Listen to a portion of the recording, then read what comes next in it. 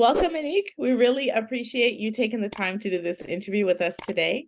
Thank you. It's a pleasure to be here. I'm happy to be able to share about the organization. Thank you. That's great.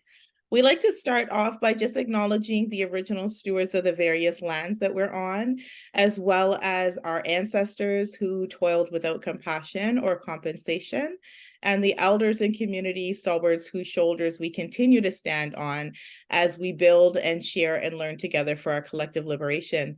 So I just want to have you first introduce yourself to our viewers and listeners. So yes, everybody, my name is Anick Silencieux, and I am the founder and executive director of the organization Support Black Charities.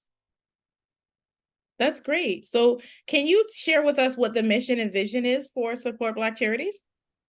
Yes, and it has changed a little bit, but at the beginning, we were just a directory. I thought I wanted to create a structure where it would be easy for people to find organizations that are Black-led, Black-serving, and Black-focused, not only in Canada, but throughout the world. So it was to increase the visibility of Black-serving organizations. But since 2020, we kind of pivoted a little bit where we were asked different questions. So now our mission, we're not just a directory, but our mission is to see Black serving organizations become sustainable, self-sufficient, and empowered to create generational impact for years to come for the Black ecosystem. So now it's a lot more clear what we want to do, but we basically want to see organizations that, are staples in the community. There's a lot of times organizations, they have a great idea, and 2 years later they fold. So our role and our vision, our mission is to be able to help organizations by providing different services and resources to be sustainable and self-sufficient to create generational impact. That's what we need in our community.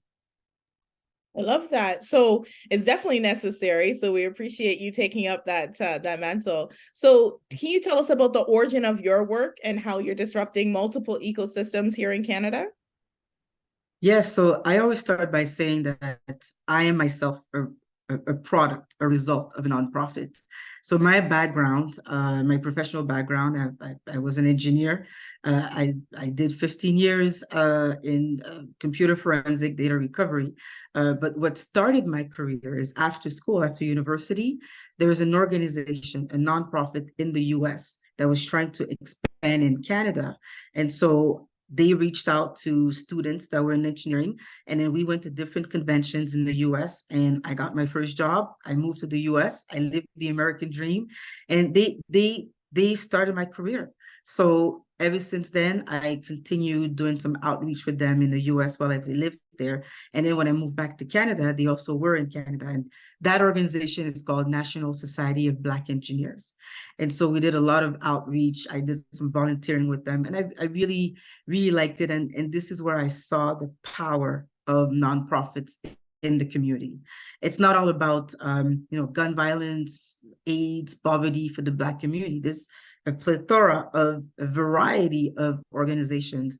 And I started doing different volunteering in different organizations, but also growing up, my family from Haiti, anytime there was something good or bad happening in Haiti, there was always some organizations locally in Montreal that were doing something. So growing up, we would volunteer as well. So I always had that.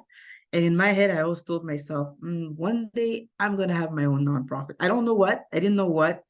Is it for Haitians? Is it for women in science? I didn't know what. But when the opportunity came, when I saw that there was a need to create a structure to make it easier to find Black organizations online, then I just jumped at this chance. I actually went, I jumped in head first in the idea. Luckily, I got the URL, and then I started from then. And then I started swimming. I started learning more and more about the field. But I feel like it's a combination, because I did dabble in digital marketing before, so I was able to kind of put all that knowledge to be able to do this. So it started out well, just making a way for people to find organizations, amplifying their voices, the mission, getting to know different cultures in Brazil, Africa, the islands, rediscovering the community and being able to spread the word.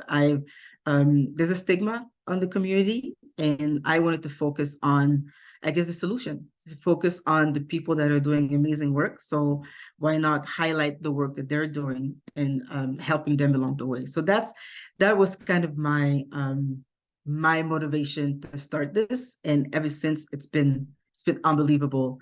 But that's why I created it, and that's what got me to that organization, to create it.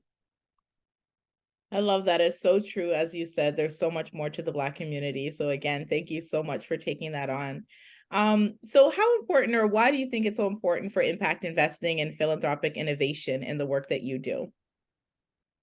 I think if I take a little step back, I think when you talk about Black philanthropy, there's three pillars. There's a community, there's businesses, and there's organizations. And we often, when we talk about the Black ecosystem, we often forget about the importance of nonprofit and charities.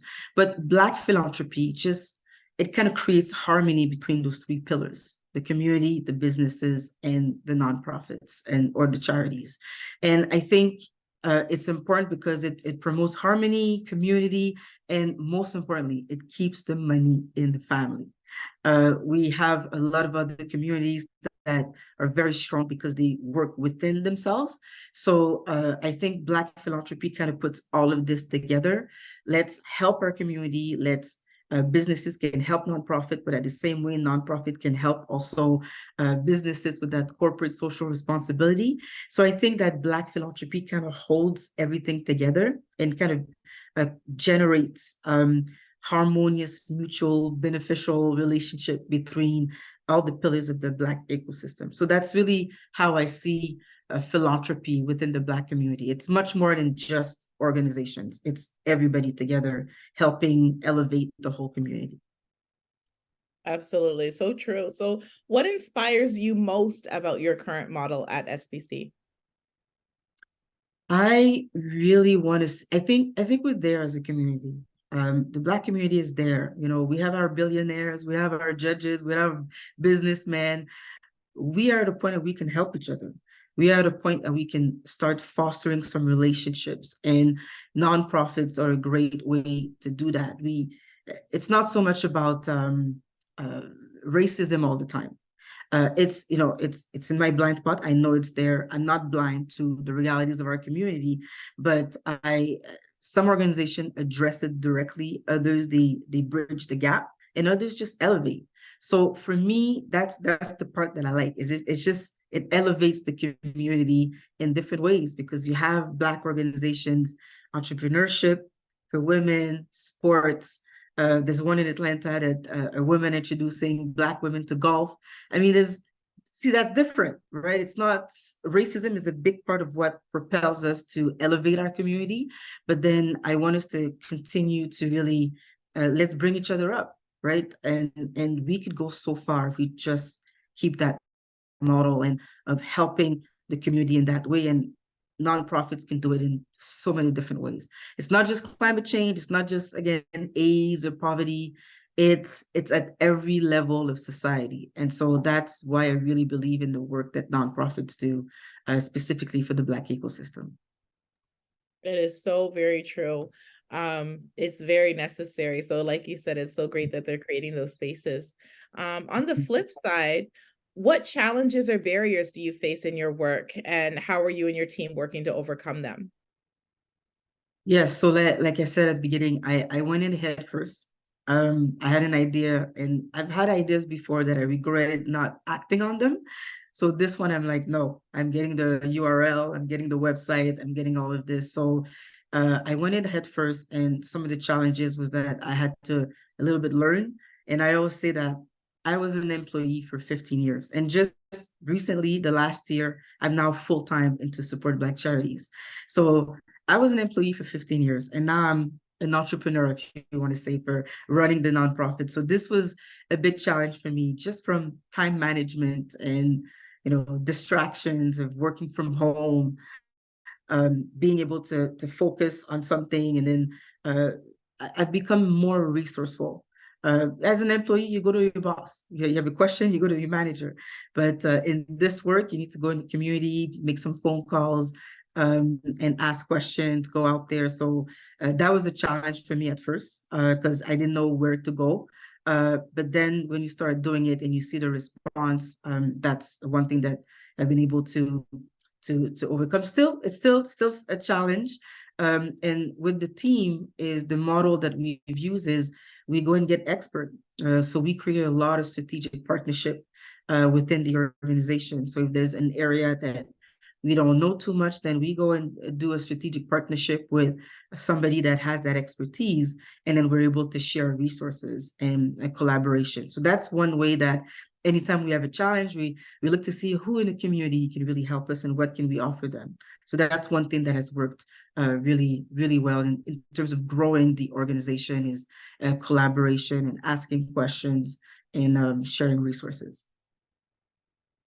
Absolutely. So, do you have a key set of priorities that you're working on right now that you'd like to highlight? Yes, we just went in August. We just started a new initiative, and we want to highlight Black Philanthropy Month. So, Black Philanthropy Month was in August. It's not that well known in Canada. It's starting to be. It's something that was started in the U.S. by this lovely lady that has her own organization called Black Philanthropy Month. And ever since I learned about it, I just thought this is it. This is why we exist. This is why Support Black Charity exists. Is for Black philanthropy to be able to promote it. So I didn't think that I was big enough before to be able to launch this program, but I think this year we have 135 organizations on our directory in 22 countries, and we're like this.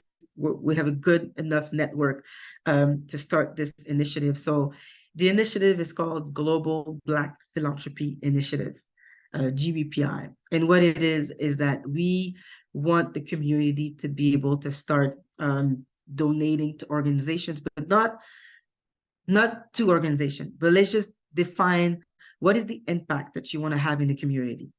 And we want to use the UN SDG goals, the Sustainable Development Goals, to be able to identify that impact. So the UN came up with 17 goals from no poverty, zero hunger, good health, climate change, sustainable communities.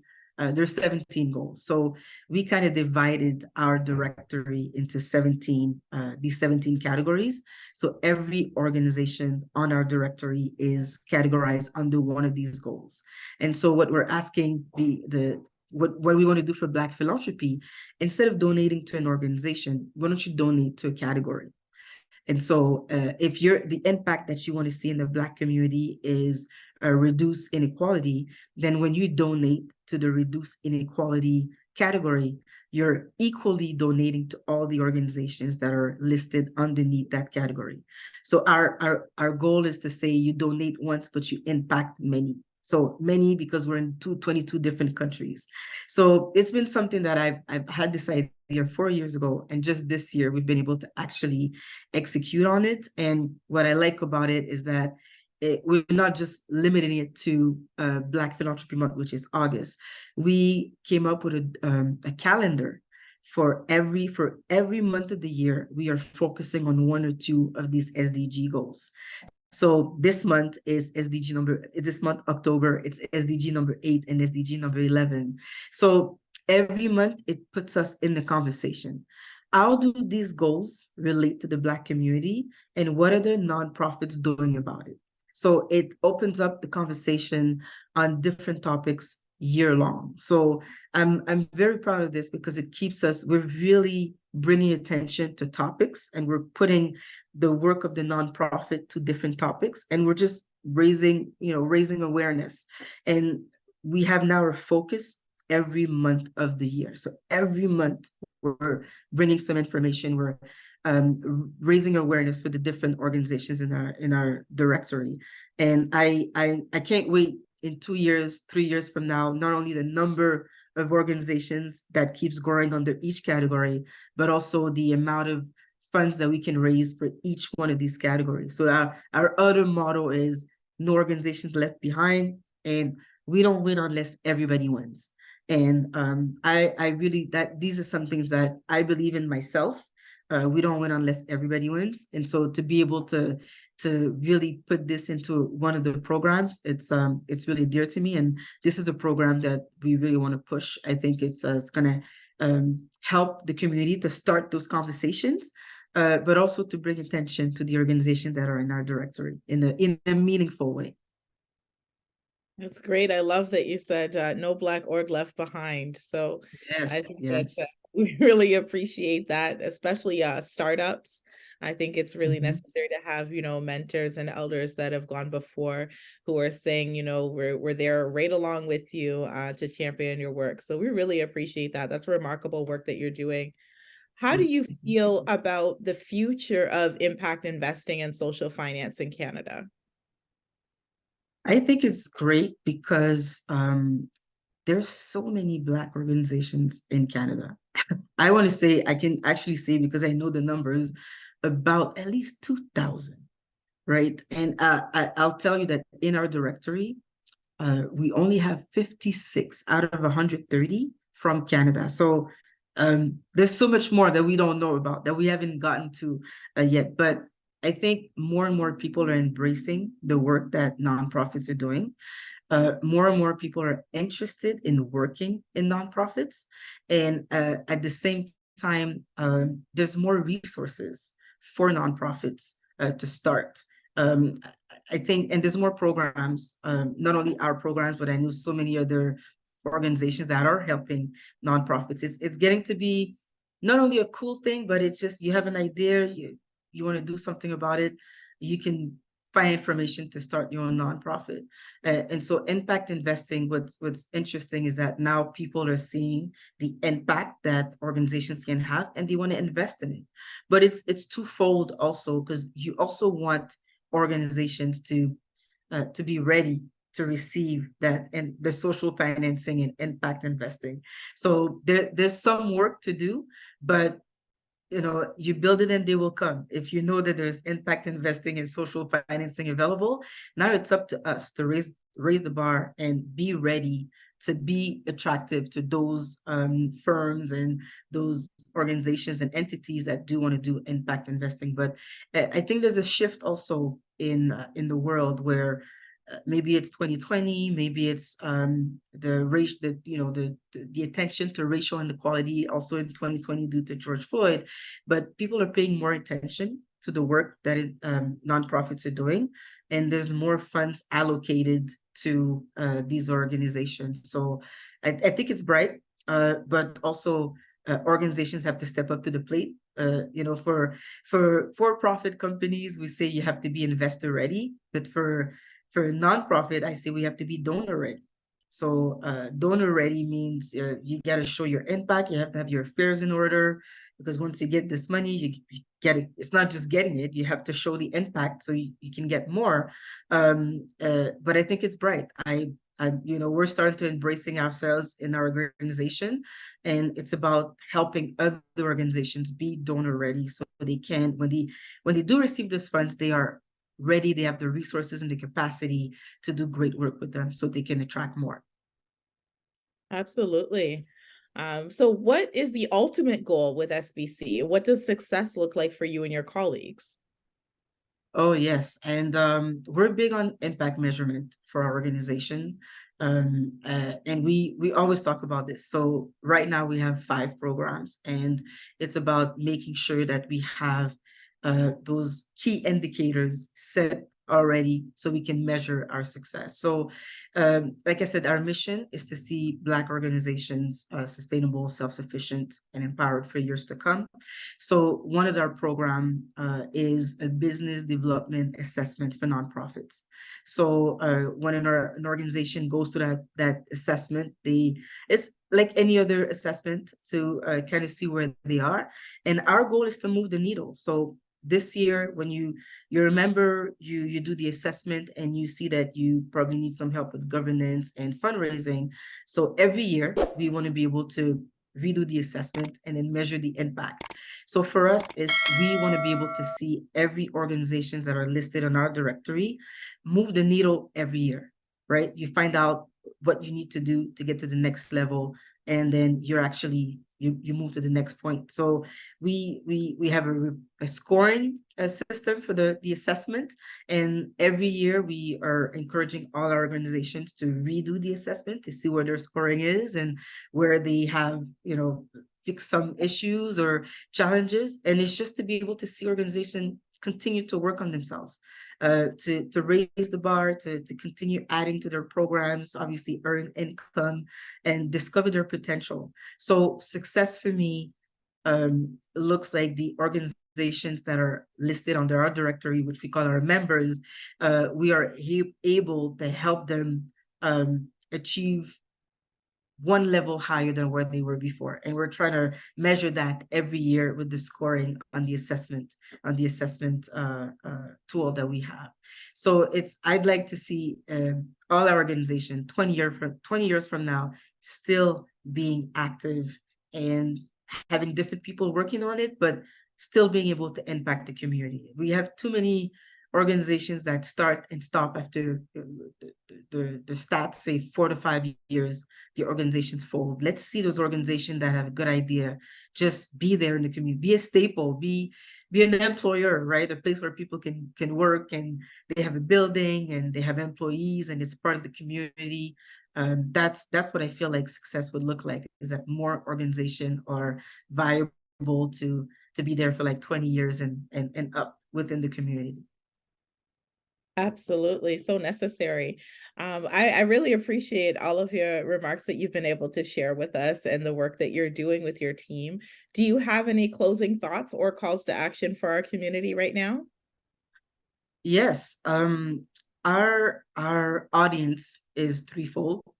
It's supporters, because we have a directory that we promote, so we want people to go on the directory. It's also organizations because we have programs to help them, and it's also businesses because we want Black businesses specifically to be involved with nonprofits or charities in different ways. But my part of my, I guess my closing words would be, the name of the organization is a call to action: support Black charities.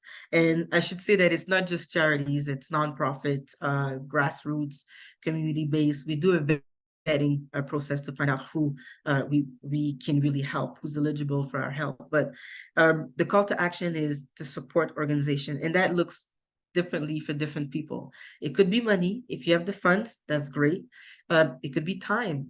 It could be sharing your expertise.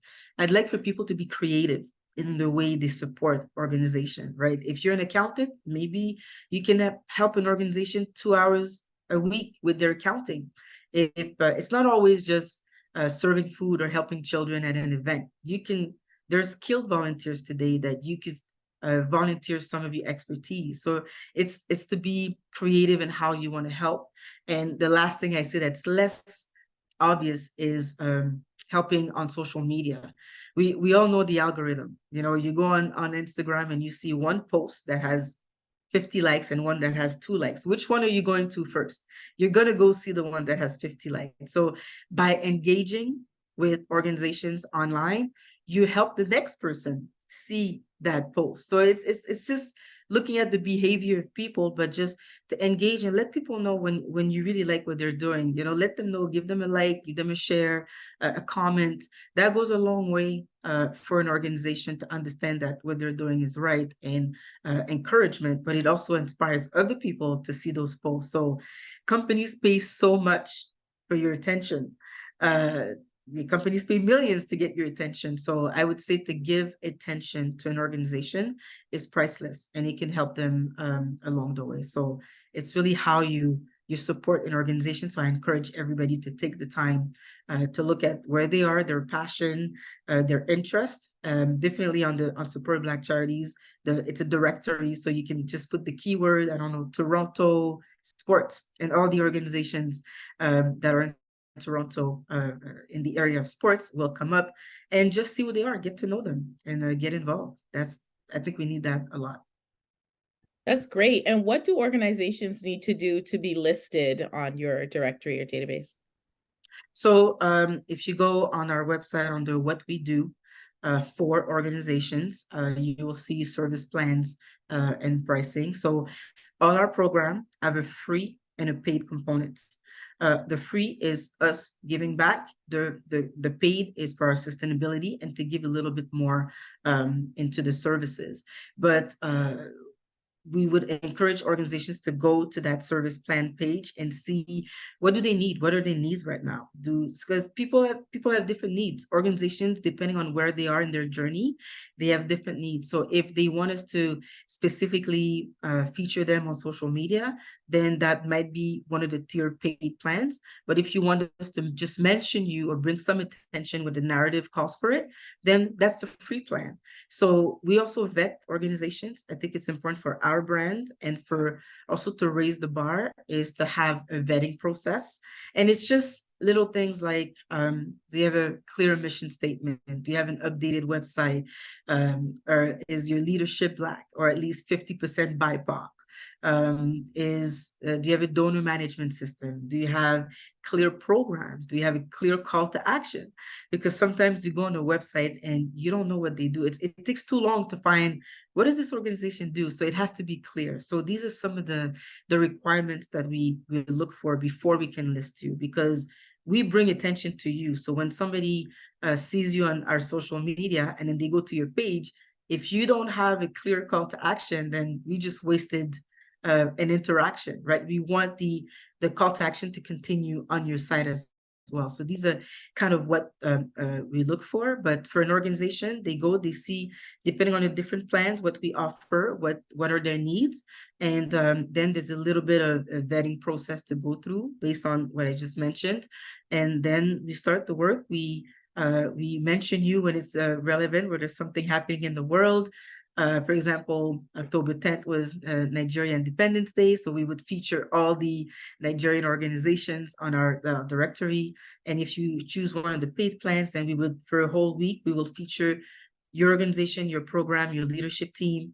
We do this on our website, in our blogs, on social media as well. So this is what an organization can do based on their current needs, to go on the page and to choose one of the plans.